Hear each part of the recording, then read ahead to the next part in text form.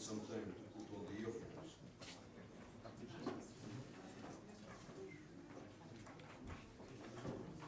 Итак, я рад вас сегодня приветствовать. У нас продолжается работа нашей секции по науке, технологиям и инновациям. Сегодня целый день будет посвящен дискуссиям по вопросам формирования и реализации научно-технической инновационной политики. У нас предусмотрена целая серия докладов, посвященных как международным практикам, реализуемым ведущими международными организациями, так и национальным кейсам, которые демонстрируют наиболее современные, наиболее передовые подходы к формированию политики, к оценке ее результативности, как на уровне отдельных стран, так и на уровне регионов, на уровне отдельных секторов экономики.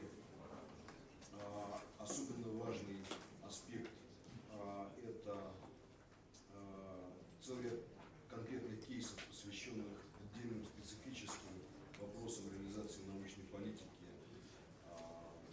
скажем так, имеющих целевое назначение, например, исследования в области оплаты труда ученых и в связи с результативностью научного труда, исследования отдачи от инвестиций в исследования и разработки и так далее. Это целый комплекс кейсов, которые очень важно рассматривать в применении к тому, что сегодня называется доказательной политикой, evidence-based policy. И это направление, которое для нас представляет первоочередной интерес.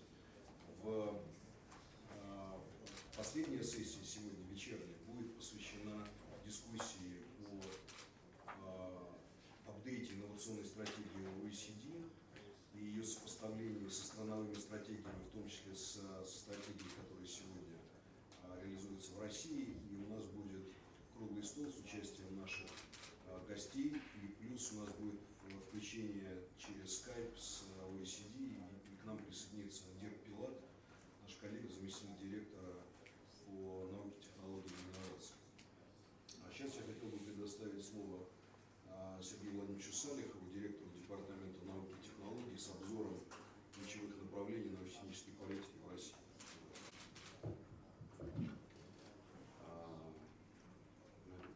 По-моему, примерно ровно год назад встречались в этом зале по той же теме, и данная конференция в этом году, наверное, носит знаковый и такой очень важный характер, потому что она является фактически продолжением серии обсуждений, которые проводятся в том числе и с участием Высшей школы экономики по обсуждению разработки документа, разрабатываемого сейчас документа, который называется «Стратегия научно-технологического развития Российской Федерации». Старт разработки этого документа был дан в поручении президента летом прошлого года, но 21 января на Совете по науке, который прошел 21 января 2016 года, президентом Владимиром Путиным было отмечено, что разрабатываемую стратегию науки и технологий необходимо рассматривать как один из определяющих документов, стратегических документов Российской Федерации, наряду со стратегией национальной безопасности. И, безусловно, такое внимание со стороны руководителей государства кратно повышает статус разрабатываемой стратегии до уровня общенационального документа, положение которого затрагивает практически все население России. Поэтому сейчас к разработке основных положений этого документа привлечен очень значительный круг заинтересованных лиц, профессионального сообщества, экспертов. И мы надеемся, что весной и, может быть, в начале лета мы проведем широчайшее общественное обсуждение, в которое вовлечем максимальное количество заинтересованных. В этом смысле стратегия должна определить, каким образом наука и технологии могут дать ответы на общемировой глобальный характер. Наша сегодняшняя встреча будет являться одним из значимых и серьезных вкладов в обсуждение этой стратегии, и те доклады, которые сейчас поставлены в повестку, безусловно, будут учтены рабочими группами, одной из которых, кстати, возглавляет Леонид Маркович, в разработке основных положений этого документа по стратегии развития национально-технологического развития Российской Федерации.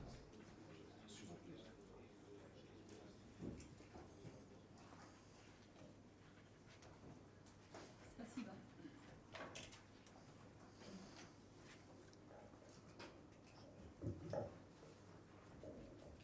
Добрый день.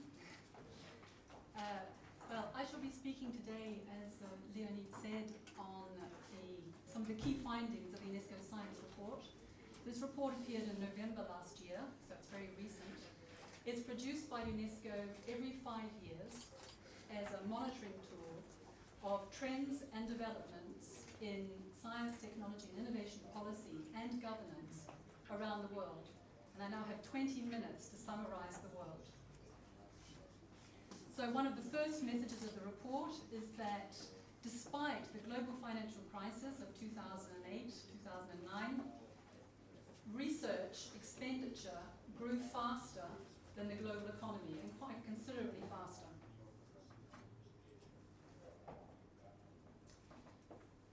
This was the case not only for expenditure, but also for the number of researchers, and logically also the number of scientific publications. And we're looking here at the period 2007-2013, and for scientific publications, the period is up to 2014. And the data we're using for publications are from the Thomson Reuters Web of Science.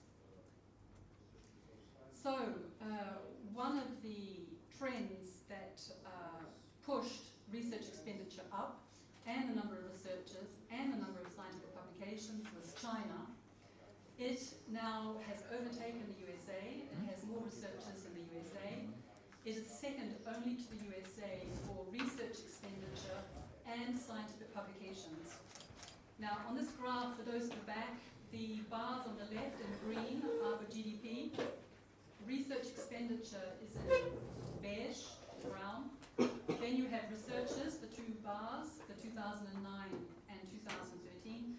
And lastly, publications in blue. And what is interesting when you look at this graph, you can see from the arrows which world shares have gone down, which have remained the same.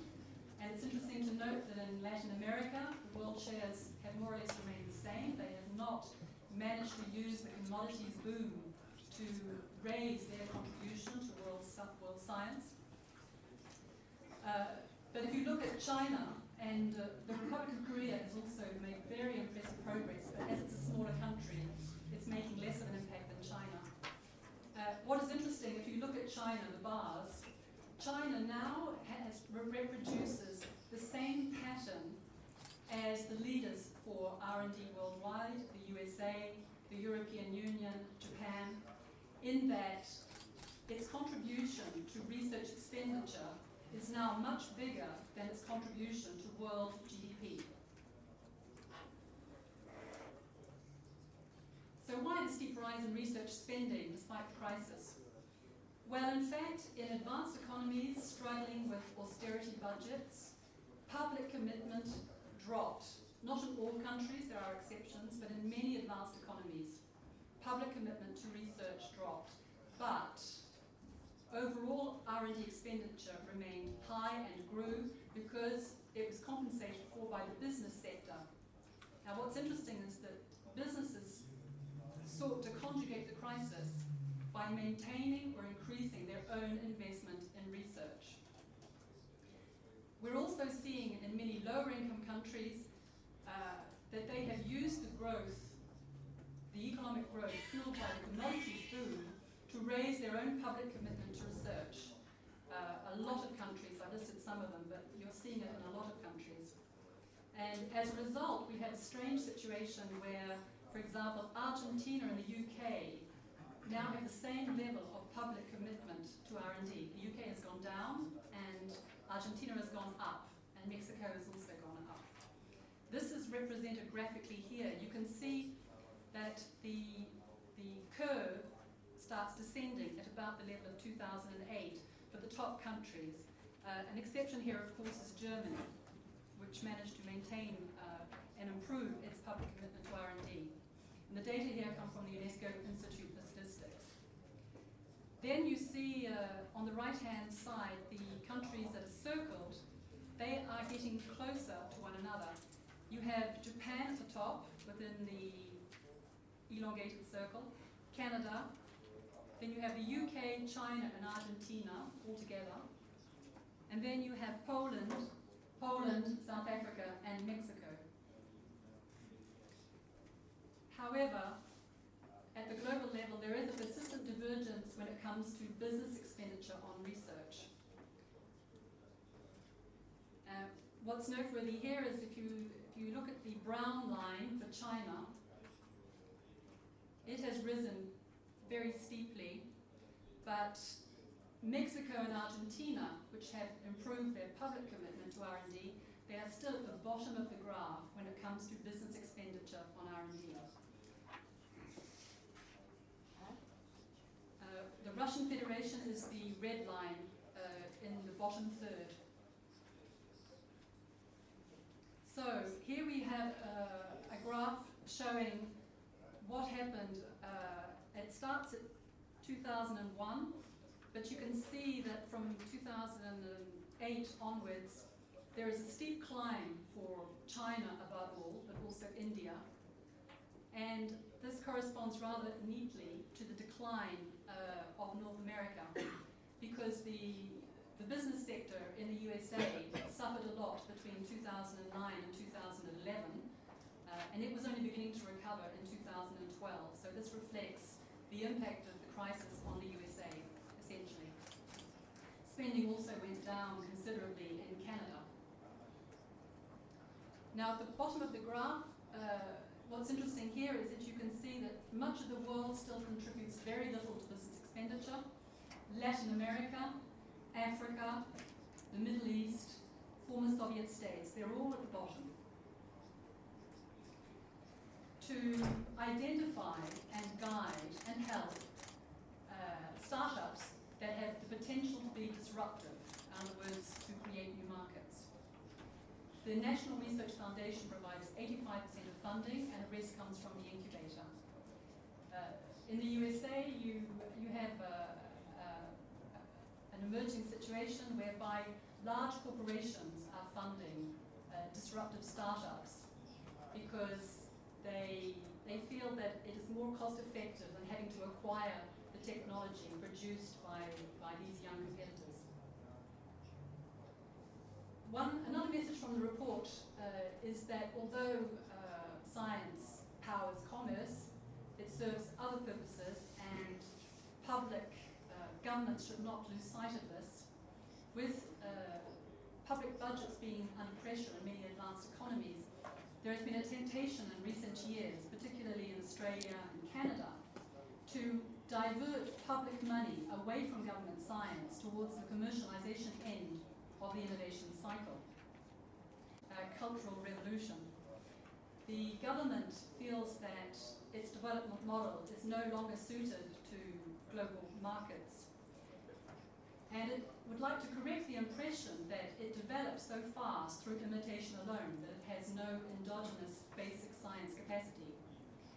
The government strategy is to foster linkages between basic sciences and business. It is creating its own form of a Silicon Valley, the International Science Business Belt. A National Basic Science Institute opened on site in 2011, and businesses on site will be able to use a heavy ion accelerator. I said earlier that Korea was investing more in R&D. It plans to devote 5% of GDP to R&D by 2017. It has raised its share of spending on basic research to 18%. And its two main priority areas for research are green technology, and this dates from 2008, it's not new, and creative industries. creative industries, but also developing a more creative, entrepreneurial culture. And this is why I refer to a cultural revolution, because Korea traditionally has relied on its chaebols, its large enterprises, but now it wants to develop entrepreneurship. And this brings me to the fourth industrial revolution. This term refers to the digitalizing of industry to revitalize manufacturing. And all the countries listed here are anxious to revitalize their manufacturing sector. Germany, France, China, the USA, India, they all have programs which you can see listed here. And one focus of this fourth industrial revolution are these creative industries.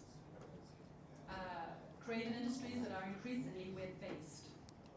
The photo at the bottom of this slide you can see is a building. Well, this is an office building that is being printed in Dubai by a Chinese firm.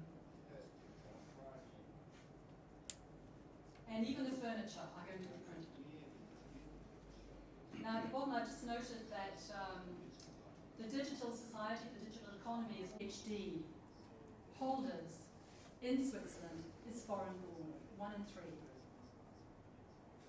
And Switzerland was one of the countries that improved its share of triad patents between 2002 and 2012. The biggest leap among high-income countries, so Switzerland is doing very well. A couple of examples of governments fostering mobility. For the European Union, EU institutions must advertise vacancies. The EU has established a scientific visa to make it easier for non-European Union applicants to apply for jobs.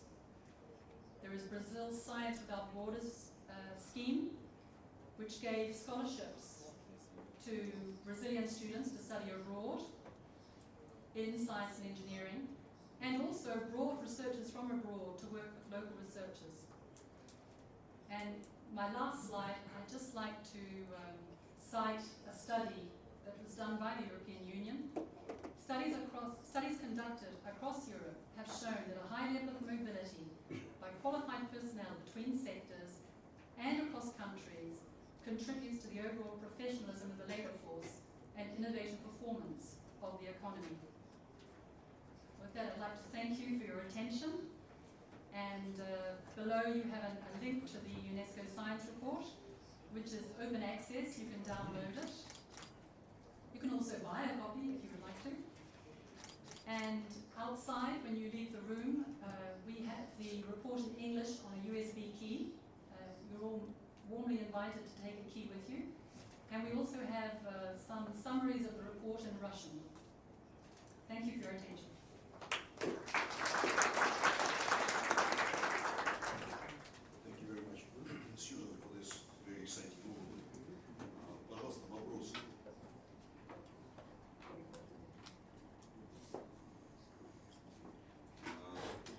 Наш следующий докладчик, профессор Дюркмейстер.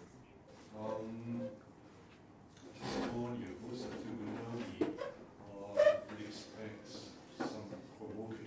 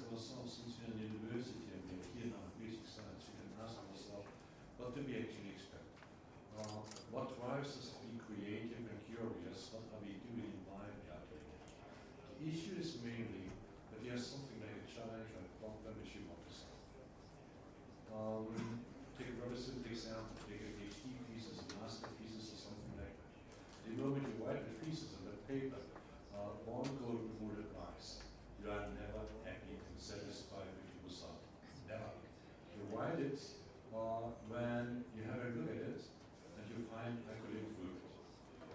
You improve it. You sit back, 1 week later, you read it again and you find I'm not happy. There are still problems. That's a vicious circle. You start working on one thing like a thesis or even draw an article or a book. The only thing you can do for sure is improve it, improve it, improve it. Endlessly.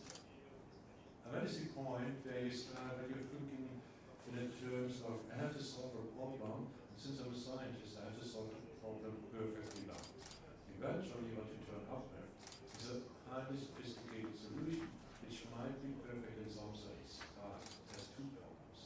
First, it's unpredictable how long it takes, how much nerves it costs you, and it tries to lose it. Secondly, you're the only person in the world who fully understands it. Nobody else has the time to dive such deep into the smallest detail that you can ever think about. So what you're doing on subtopic 1, and the smallest subproblem 2, and the subproblem 3. Just care about that each small question and challenge is solved perfectly well. In the end, you have a lot of compilation of many extremely well organized and well developed small solutions, which never fit into one big system. Eventually not. Now, what you're doing is you're allocating budgets, resources, your own resources, human resources, financial resources, and all that stuff to follow that. But what you do not think about is incorporating that into the overarching framework. That is the situation which we are in. What is the standards and a very few simple words explanation of what is science about? What is the science policy response since we are aiming at developing and generating innovation? We simply assume we establish incubator technology transfer office which takes that sophisticated solution and then we develop innovation. Oh, what a nice name is. I said I'm provocative, so don't take it word by word. It doesn't work. It cannot work because the systemic approach is missing. It's a perfect, sophisticated solution for small individual pieces and features. But what is needed for an innovation is not a fully sophisticated solution. What is needed is a solution which is pragmatic, which is workable, and which you can apply. And in that moment, you forget and you neglect some of that sophisticated and over-engineered features of the solution.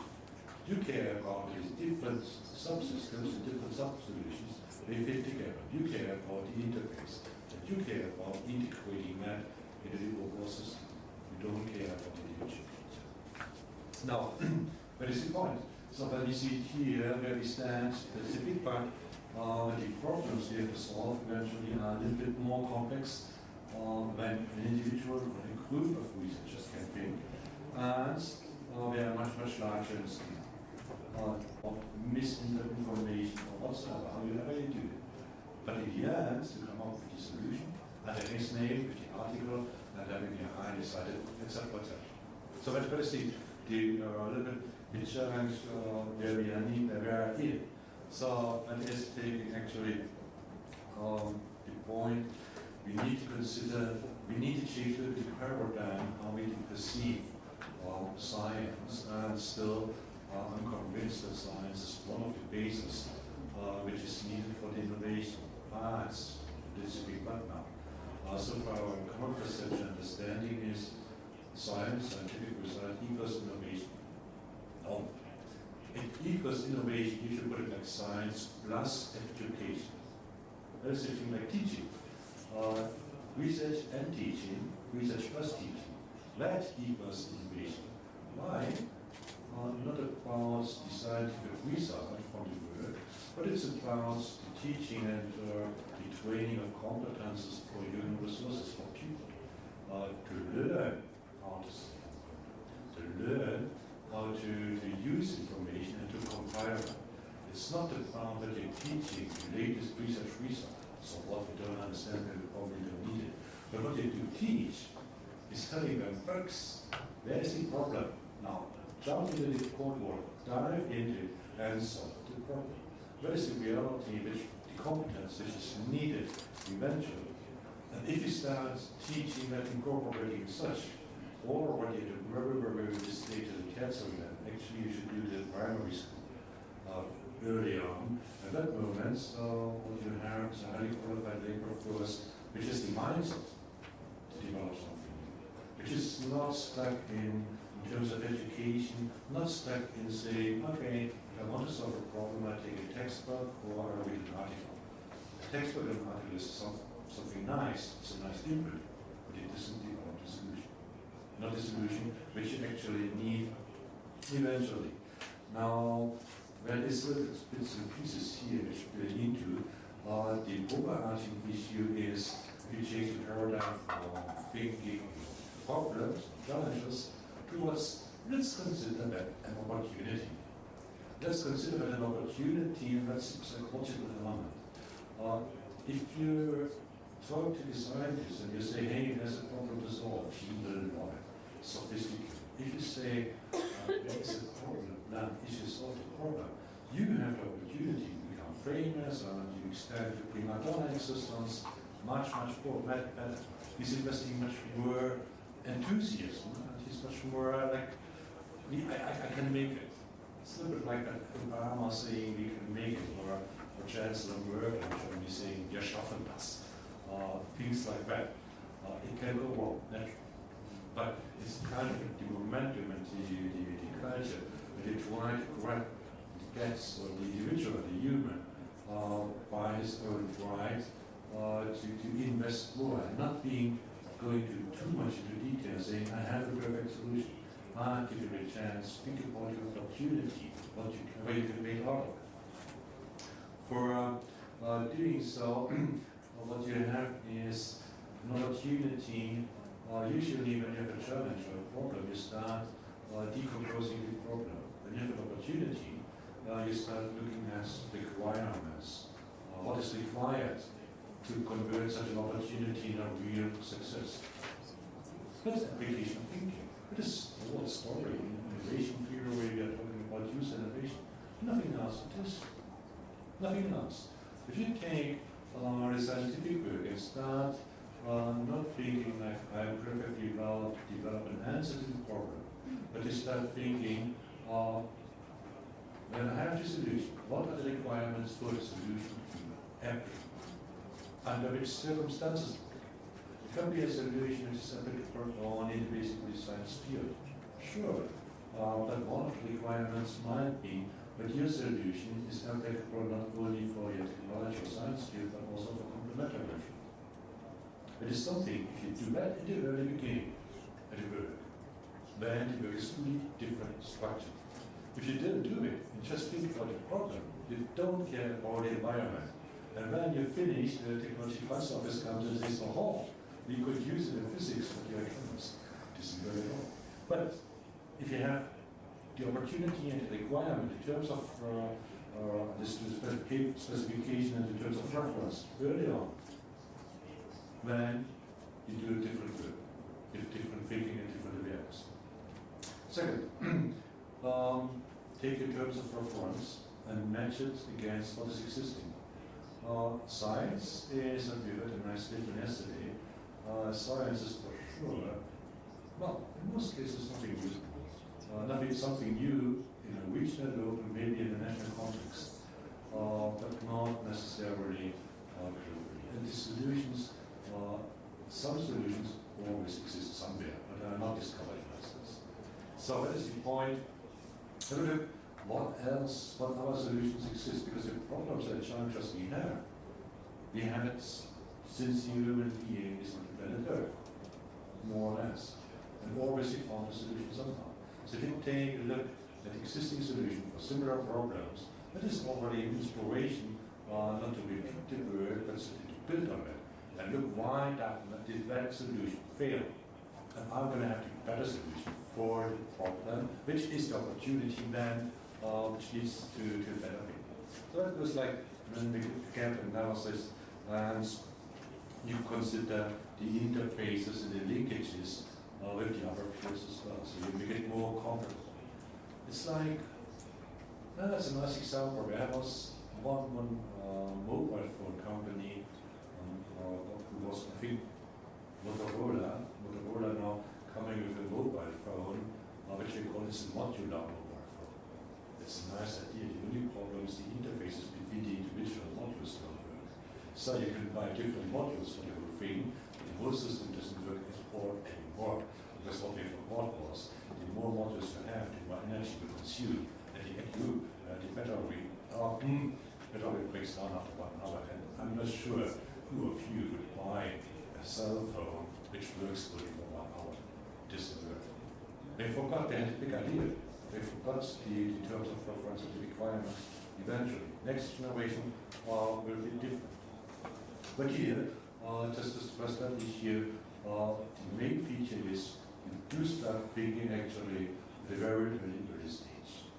To make it a little bit more, illustrate a little bit more even, is look at company innovation activities. What is the perception of innovation for a company? A company says, if you do innovation, we have... So we have all this different type of content on the IPP. We have these topic pages at the top there, we have these country pages, we have these communities, we have the policy database, the statistics, and we have all these publications. And we're able to, by tagging all of this different material, we're able to link it together. Some of this material doesn't actually sit inside the IPP, so the policy database and the statistics, for example, are held inside the OECD servers, whereas the IPP is actually hosted in the cloud. The publications are also hosted still in the OECD library, the DI library. And as I mentioned, the whole thing is held together by these tags. And currently we have a 1,300 plus keyword tagging vocabulary, and this sounds like an awful lot actually, but it isn't. Probably the number we need is around 3,000. So we're still quite short of a complete vocabulary. We've identified these terms through a mix of expert input, but also we've done automated data extraction of several of our publications, world-back publications. We then use a suite of corporate tools to manage this vocabulary, to extract terms from the documents that we run through these machines that are held at the center. And we also then store the data in what's called an RDF triple store, which I don't ask me to explain now. And these tools allow us to generate code, which we then just feed into the IPP, and this only takes a few minutes for us to put this in. And this code then basically builds the site. You just put it in there, and all the content is there, along with all the different linkages. And the site itself does some work as well. It's set up so that it can identify shape. The system is very fast, it's very efficient. I mean, we have 1,200 publications. To try and tag these by hand is a mammoth task. And you get a lot of inconsistencies as well in doing it. On the downside, however, this automated assigning of tags isn't perfect, and this of course has impacts on some of the quality of the links. So sometimes you find some rather strange things linked to topics which you might not have expected, and some things that you would expect to be linked are not there. This vocabulary is a living resource. The ultimate goal is to move towards a multi-dimensional, what the taxonomist is called an ontology, that specifies a variety of relationships between the tags. And this would improve both the linking and the searching of information. So we're doing this work currently. We're doing it in collaboration with the European Commission and the World Bank. We'd also like to coordinate it with other groups who are working in this area. So there are quite a few people around the world now who are trying to develop these sorts of taxonomies. Not so much in STI policy, but there are bits of policy field where people are working on. So we want to try and bring all of this together. And the ultimate objective is to establish an STI policy ontology standard that others can then use in their knowledge management systems. And I know this is also an idea that UNESCO has had with regards to the Southern Paris Manual. So that's right. So there's some similarities there as well. Okay, I'll skip this slide, but this just basically shows you the different types of relationships that you might be able to model within this STI policy ontology. I just want to run through a lot of screenshots now, what the site actually looks like. These are the content web pages. The topic web pages, 250 or so, are organized mostly in broad-based subject modules. There are about a dozen of these. This is the one on universities and public research institutes. So here you see there's content. These are all expandable panels. There's data in there, charts and the like as well. There's a table of contents, and if you click on through this, there are about 40 pages, topic pages that are sitting underneath this module called Universities and Public Research Institutes. There are links down there to relevant indicators. There are also links to related country reports, to thematic reports, to other pages in the IPP, and also down to the database that I mentioned. So you land on this page, you want to know a little bit about universities, you can go many different directions and find out various different types of information about countries and about the topic itself, and of course around the data. If you choose to select a document, an OECD publication, one of the 1,200 or so that we have, this is what shows up. The machines that we run at OECD generate a lot of metadata. It automatically generates this summary of the chapter, for example. We don't have to put any of this in manually. It also, this is actually a chapter in a book, so you have a link to the chapter and also a link to the parent publication. Again, as with the other page, I just showed the topic pages, there are links to other resources like reports, country reports, indicators, to the database, and so on and so forth. And if you click all the way through and you want to get to the document, then this is where you hit then the OECD library. You leave the IPP, and then you're brought to this other space. We also have these policy briefs and case studies. We've around 50 of those currently. And if you want to come along and you know nothing about innovation, then you can also type in a keyword.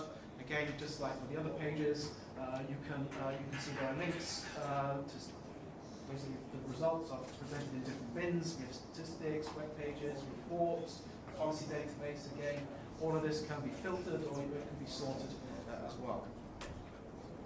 You can also search by countries. I mean, there's map search here, or the drop-down list of countries. This is the country profile here for the Russian Federation. Again, a lot of cross-linking, so links to indicators, to country reports, and these links, as I said, they're all generated in an automatic way. We're not putting any of these links in ourselves. Also links down to the policy database against these various hot issues. And then this is the flagship publication, the STI Outlook 2014, where again, there's a whole lot of things there which you can explore. And this is the database, which is now a joint database with the European Commission. I have to say, this is not held in the IPP either. It's a corporate site at the OECD, but we're going to be developing a new database and a new interface with the European Commission over the next 12 to 18 months, because this is rather clunky actually to use. Some of the statistics in the IPP, I think the novelty here is that this is all set again in an automated way, so when all of the major data sets are updated at the World Bank or in the OECD, this feeds through automatically to the system we have here.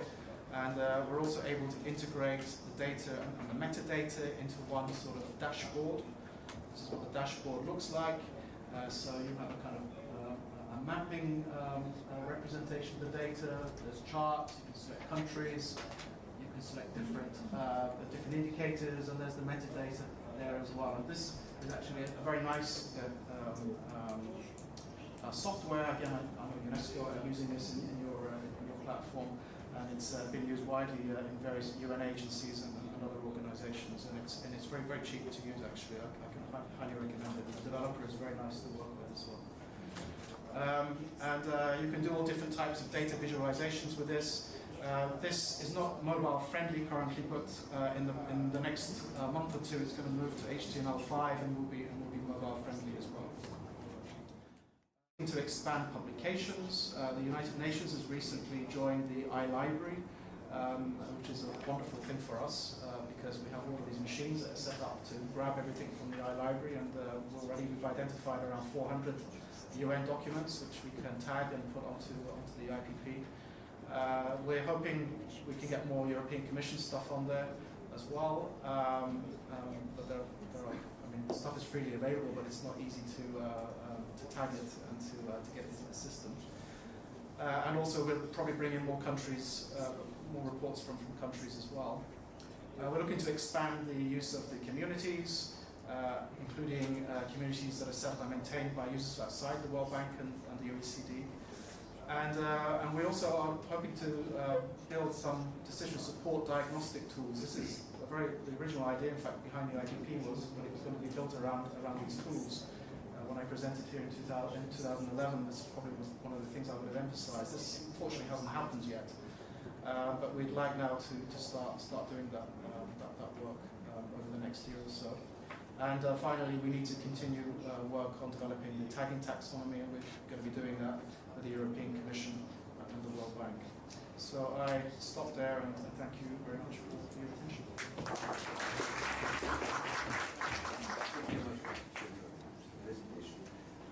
I use this system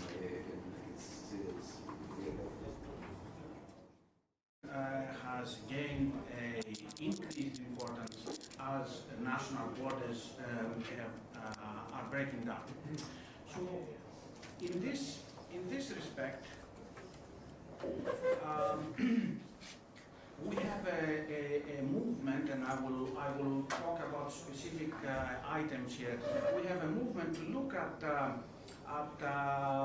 the creation of new companies, and more general the advancement and growth of companies in a more systemic approach, an approach that will actually look at all the different factors that may contribute to this, and I will show you some as we go along. This is a systemic approach, and as you see there in the word, we are talking about entrepreneurial systems. Entrepreneurial systems, however, as they link to particular places. The project that is it's not really a funded project, but the activity that is happening now is with the World Bank, where here is an organization next to George Washington University for you that you visit Washington.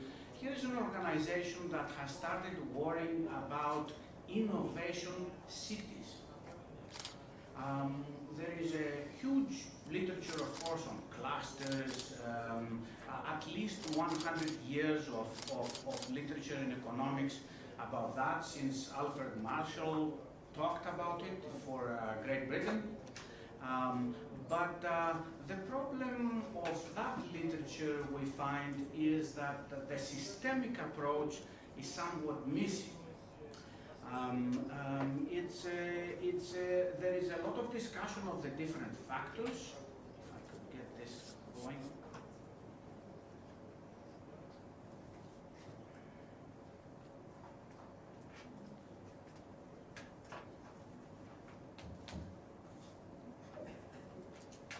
Who can move? Do we have a technical person here?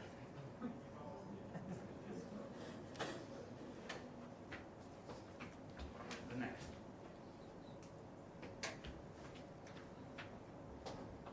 The next. I cannot put the next. The next one. This. All right. It doesn't work with this. Only with that. Okay. Not that. So there have been actually recently significant publications in academic publications, and the one on the top, the academics here, they may recognize from Axe and Otteridge. Actually, both are on this slide. The famous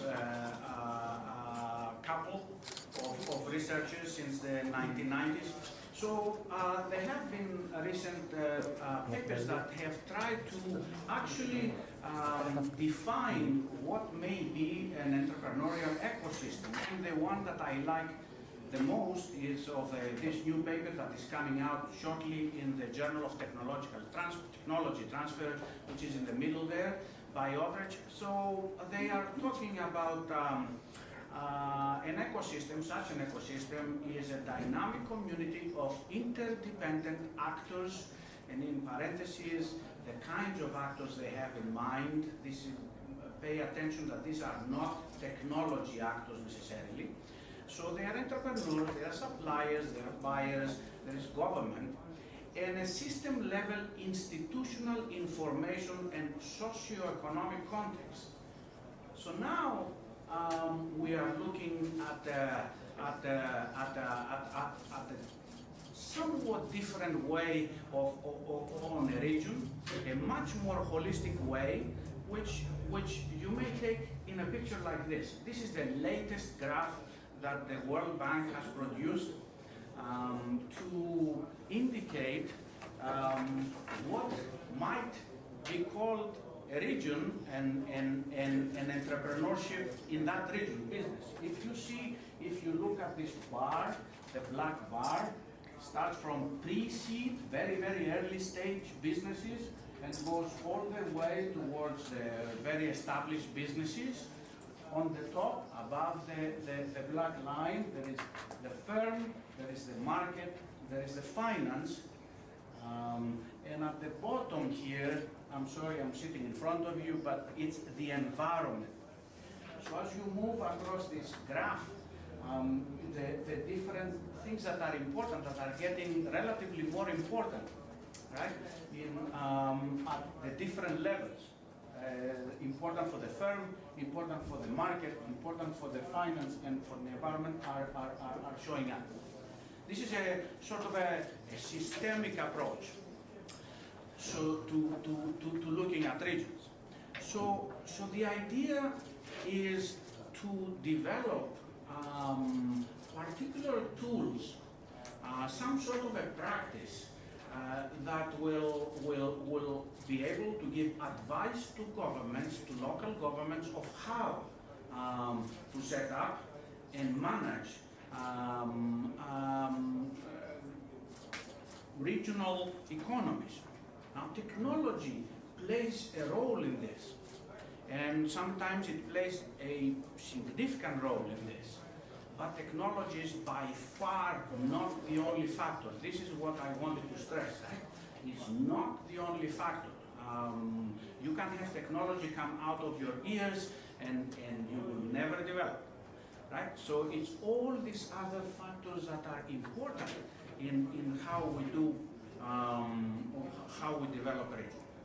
So we have observed in the literature that there is a lot of difference between in the performance of companies, even in the same size, structure, type, and so forth. So there is a lot of heterogeneity, as it says there, which indicates that the solutions that one would get for individual regions will be different, and they will differ in terms of the characteristics of the region, the types of sectors that one wants to develop, and the types of interactions and institutions that needs to that need to happen. Let me tell you what the World Bank lists. Right? So the World Bank will list things like this. Pay attention to this. So we are looking. Everybody would like to have these high growth entrepreneurs. Pay attention that there is no technology, the word technology does not appear there. It's high growth entrepreneurs, maybe technology driven or not.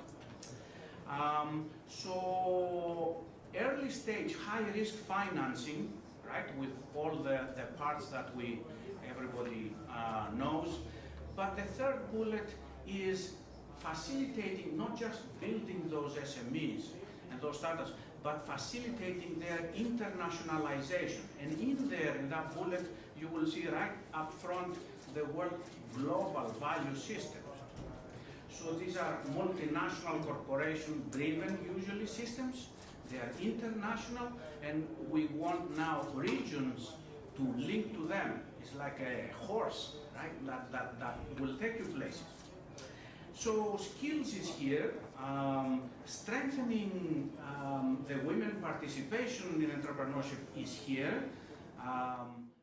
По патентам в разбивке на 3 группы технологий.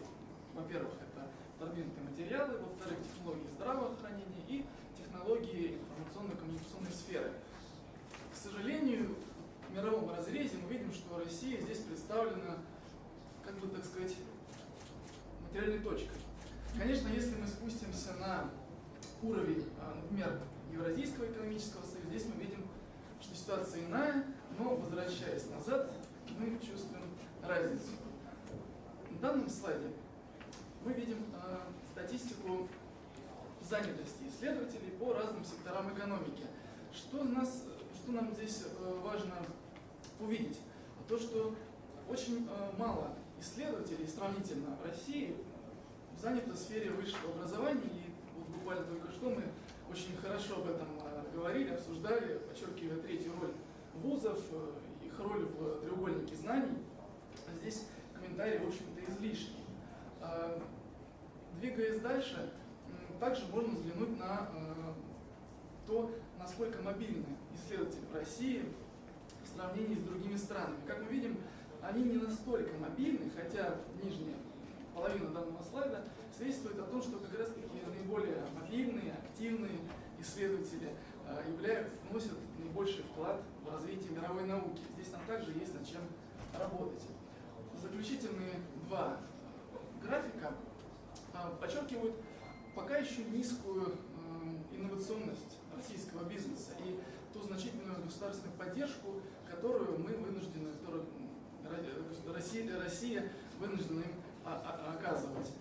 Уровень данной поддержки сравним с тем уровнем, который предоставляет бизнесу Южная Корея, хотя у них это делается, как мы видим, в большей степени за счет косвенных мер. У нас же эта поддержка идет практически напрямую, и именно вклад бизнеса в финансирование исследований и разработок также сравнительно мал относительно других стран. Следующий блок слайдов мы бы хотели посвятить стратегическим документам ОЭСР, наиболее важным в данной сфере. И начнем мы с инновационной стратегии ОЭСР, которая была пересмотрена в прошлом году. Был опубликован замечательный документ, который представляет собой конструктор, очень удобный для конструирования различных стратегий инновационных на национальном уровне. Содержание данной стратегии можно представить в виде следующих 6 блоков. Здесь говорится о развитии, необходимости развивать навыки, компетенции, человеческий капитал, создавать благоприятные условия для развития инноваций, развивать рынки знаний, экономику знаний, разрабатывать и правильно применять эффективные инновационные политики. И, конечно же, подчеркивается роль ответственного лидерства государства в данном процессе. Обновленная инновационная стратегия ОЭСР действительно представляет свою прекрасную копилку лучших политических практик. Здесь мы представили лишь несколько заголовков, буквально весь документ пестрит такими врезками, как мы видим, также учтенный опыт Российской Федерации. ОЭСР подчеркивает, что прежде чем разрабатывать какую-то стратегию на национальном или региональном уровне, хорошо бы людям, которые ответственны за принятие стратегических решений в данной сфере, ответить на несколько вопросов. И организация предлагает им вот такой первичный перечень вопросов для самопроверки. Ключевыми вопросами здесь является, есть ли у разработчиков стратегии четкое понимание того, чего они хотят достичь, есть ли у них подкреплена ли их аргументация экспертным анализом, есть ли институты, которые могут взять на себя реализацию, есть ли организации, которые могут взять на себя лидерство и ответственность за проведение данных реформ, и учитываются ли интересы отдельных секторов экономики, групп граждан, которые могут от этого каким-то образом пострадать. Стратегия зеленого роста также является одной из основополагающих. В прошлом году ОЭСР провела работу, пытаясь подытожить некоторые промежуточные итоги. И здесь работа также активно продолжается, в силе остаются базовые предпосылки, учитывается опыт стран, пересматриваются конкретные направления работы, и работа продолжается. Также мы не можем, конечно, кратко не сказать о новом документе, который также очень важен. Это новые подходы к экономическим вызовам, который представляет собой попытку организации пересмотреть как базовые цели конечной экономической политики, разработать новые модели экономические за счет учета, например, микроданных, различных концепций измерения, психологических аспектов, различных достижений гуманитарных наук с целью более релевантных рекомендаций национальным правительствам. Ну, наверное, подводя некоторый итог нашей презентации, можно сказать, что глобализация научно-технологической и инновационной сферы, общих вызовов и мегатрендов, и приоритетов научно-технологической политики создают необходимые возможности и предпосылки для использования лучших практик ОСР. Это подкрепляется уже имеющимся высоким уровнем сотрудничества, политического и экспертного диалога между Россией и ОСР в соответствующих областях. Но при этом есть ряд базовых различий в уровнях научно-технологического развития,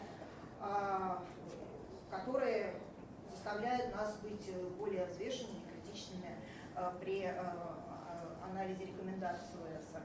Залогом успешного продвижения и продолжения сотрудничества является та работа, которая ведется ОСР на двух ключевых уровнях. Это анализ политики, политический диалог, и Россия так или иначе в этом уже участвует.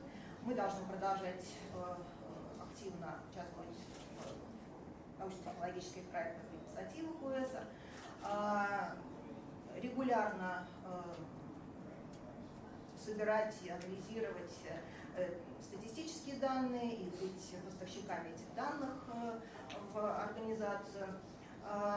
Очень важным является запуск вот таких вот специальных исследований, сфокусированных на деятельности ОСР. В общем, в определенной степени это является, наверное, неким знаковым событием запуск Министерством образования и науки специального исследования, посвященного лучшим практикам ОСР. Хотел бы вначале сказать, что в течение последних нескольких лет мы проводим систематические исследования в этой сфере, начиная, наверное, с 2012 года. Это начиналось с проведения серии фокус-групп с приглашением ученых, руководителей научных организаций, представителей научных фондов, полисмейкеров. Дальше мы проводили довольно-таки масштабное исследование с участием практически 1500 ученых и научных руководителей.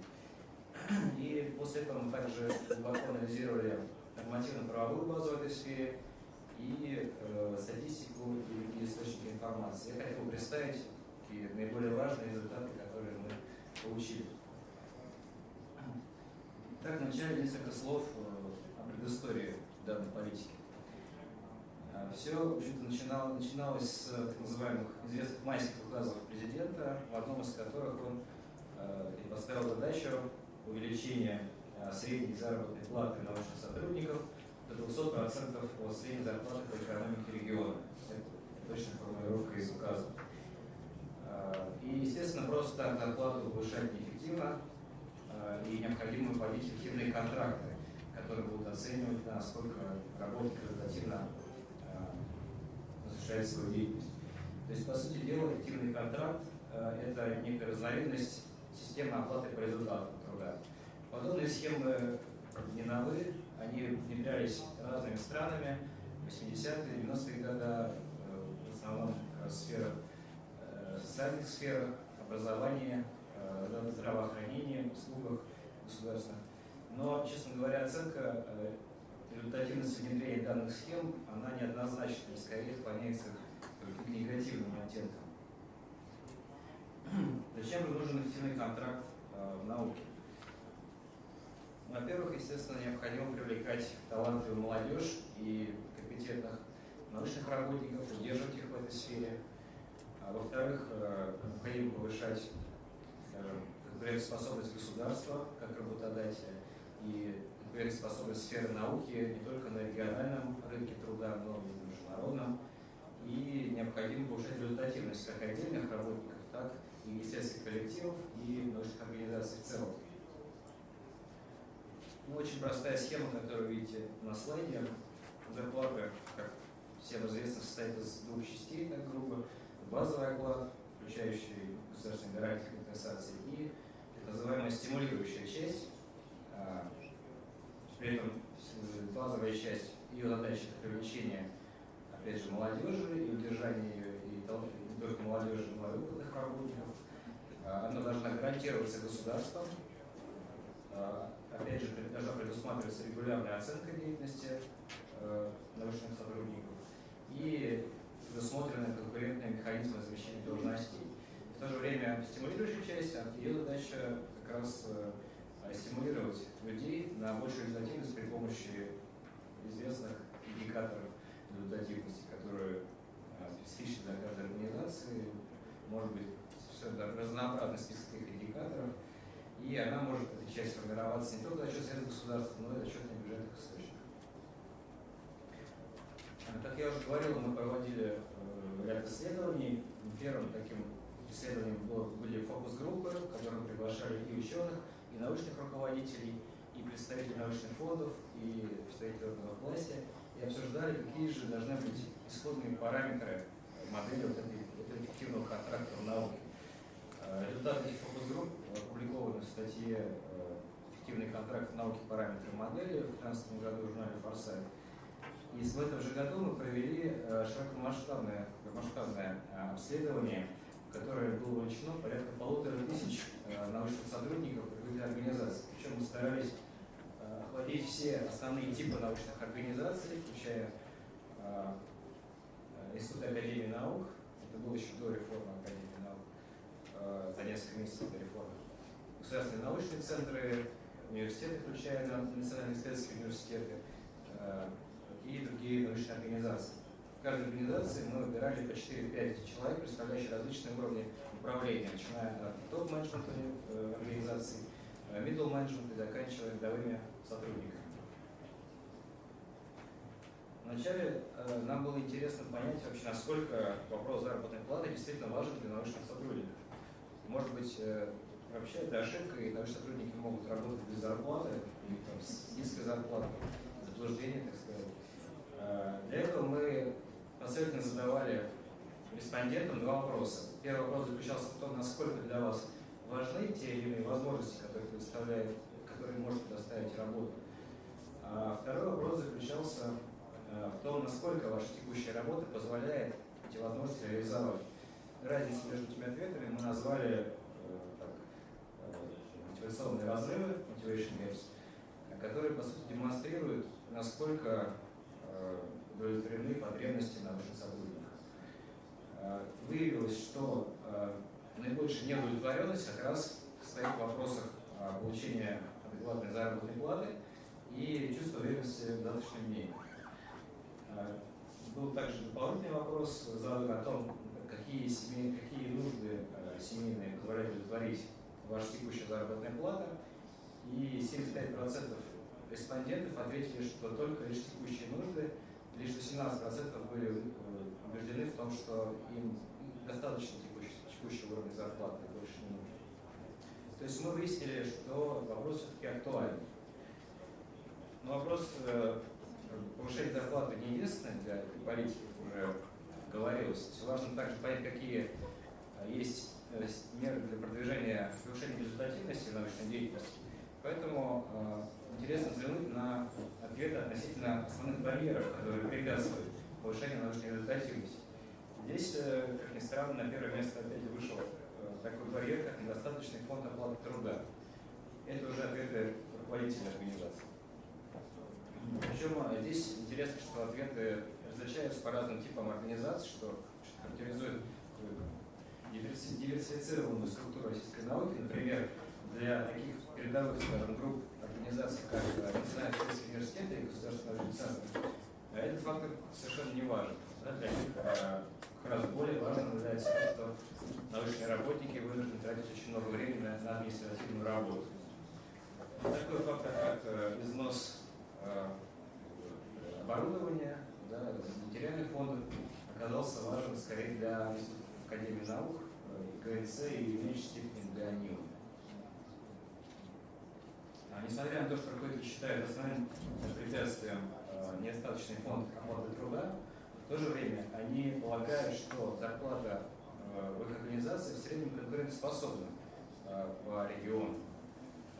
Более скептические оценки уже, когда они сравнивают среднюю зарплату по их организациям с зарплатой по экономике региона в целом, то есть другими секторами, здесь уже более пессимистичные оценки. Наконец, один из таких, может, центральных вопросов, связанных с переходом на контракт, это, который задавался какой-то организации, а все-таки вы сможете достигнуть этой вот цели, которую обозначил президент? Сможете ли вы поднять уровень зарплат в ваших организациях до 200% от средней по экономике региона? И здесь на слайде четко видно, что лишь 11% организаций сказали, да, мы легко достигнем этой цели к 2018 году. Но большинство ответов сводится к тому, что да, мы достигнем, но если будет дополнительное государственное финансирование и также дополнительное финансирование из внебюджетных источников. Теперь текущая картина. Что мы наблюдаем сейчас? Есть специальное статистическое наблюдение за процессами, о которых я говорю. По данным статистики, получается, что средняя заработная плата научного работника по России составила примерно 52 тысячи рублей. Что, в принципе, неплохо, если сравнить эту зарплату с другими секторами бюджетной сферы, да, например, здравоохранением или культурой. Что еще из позитивного, что в 51 регионе из 84 уровень был достигнут, поставленный целевой уровень был достигнут. Теперь, если посмотреть более подробно эту статистику, то оказывается, что в тех регионах, где сосредоточено порядка 60% научных работников, а это всего 3 региона – Москва, Санкт-Петербург и Московская область, как раз таки не достигаются целевые уровни, которые были установлены по зарплате. Что еще не очень хорошо, что основной источник финансирования зарплат наших работников – это государственный бюджет, федеральный бюджет. Что касается субсидий, которые должны были выделяться дополнительно на повышение плат научных работников, то, по сути, информации о выделении практически нет. Из собственных источников нам известно, что в 2014 году такие субсидии были направлены в ряд организаций. Таким принципом, в таком объеме нет такой информации. В дополнение к имеющейся статистике мы решили проанализировать нормативно-правовую базу, определяющую эффективный контракт в науке. Такой основной базой является федеральная дорожная карта изменений в социальной сфере. И на базе федеральной дорожной карты были разработаны соответствующие региональные дорожные карты в каждом субъекте Российской Федерации. Мы проанализировали все имеющиеся карты, выявили, что всего в 14 дорожных картах субъектов РФ имеются какие-то мероприятия, касающиеся эффективного контракта в сфере науки. Это частично объясняется тем, что я уже говорил по поводу распределенности российской науки, что в основном сосредоточено в нескольких субъектах и в основном имеет федеральную форму собственности.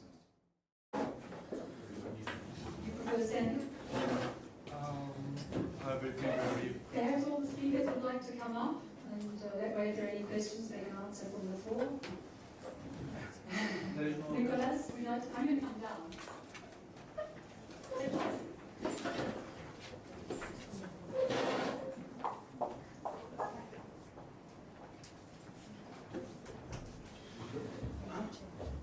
Okay, so should we meet with a few short reflections on what we heard today? In this session first, Nick Norris talked about the Technology University, a term which I really like. He showed us guys a very special person. Actually, it's wisdom. Universities embraces lots of knowledge and religion with impacts outside the regional economy, etc. We could also find that the Russian Federation is obviously very strongly affiliated and engaged in collaboration on national issues, especially with the OECD. That is what Evgeny and Tatjana told us. They showed us the broad range of committees, working parties, events, etc., which Russia is actively contributing I'm very much impressed by the incomplete overview of the activities in any case. The reason, the value which we can take from such activities, we could actually find also in Judith's work, where she was the first time ever talking and thinking of the monetary plan. What is the impact of public research? What are also the invest $1 US? It is simply compared with the deposits. You can give $1 to your bank, they will not give you back €2. So you have a huge interest rate from the economic perspective. That's wonderful. I'm looking forward to see when we have the next generation of data showing the impact also the economic crisis impact, and taking into account the longitude study about the time dimension in the undertaking.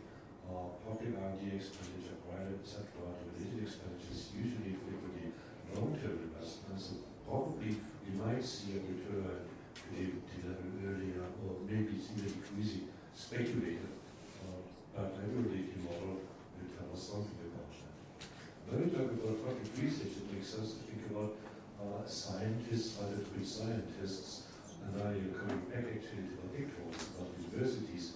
And Michael in the last presentation, he told us how to reward scientists in terms of salary, how to make it completely attractive work at the university. And the model he introduced is actually based on a nice comprehensive survey which found that scientists, as anybody else, is first of all looking for a nice, adequate salary to earn, and secondly also for more or less long-term environment and predictability of the future. So it's two motivations which go hand in hand. It's a very strong message to policymakers, which I believe we should have a look at European countries where you usually have 1 to 2 years contracts, which might clearly that is a little bit against the complete perception.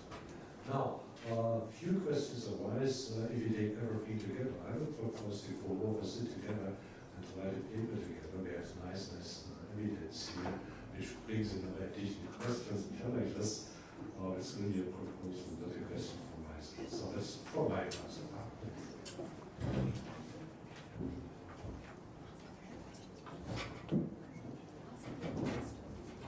Any questions, or do you want to ask only very large things? Okay, we'll go to the round.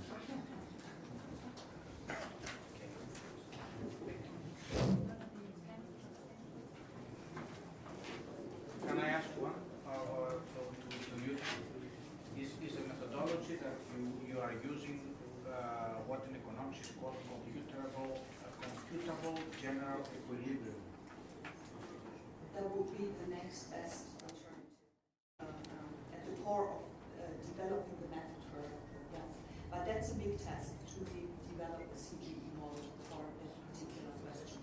And we have further questions in the pipeline that we want to treat with either input-output methodology or CGE. And yeah, this is a bigger work. Yeah. What I would like to mention in reaction to what Dirk said, I didn't mention in my presentation that what we calculate in our paper is only the short-term effects. €1 makes €2, approximately. Yeah. So this is only the short-term stabilization effect. We all know that innovation takes time, yeah, and we also have a contribution to the long-term economic growth. Yeah. What we looked at was only short-term economic stabilization effects in the economic crisis. And the good thing about if you do deficit spending and if you do it in the field of research and development and innovation, you have the short-term effect, what policymakers want at that moment, and you also have the long-term effects because maybe 3 years after the project, a new product is introduced and then you have a contribution to economic growth as well.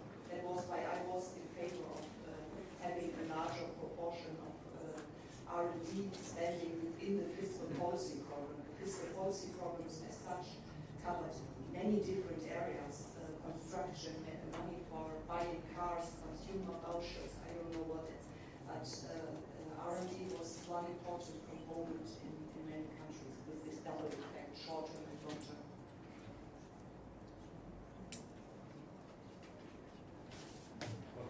just one short because it's not about innovations but research. So I think it's justified. It gives us a nice indication. I will take the picture to first.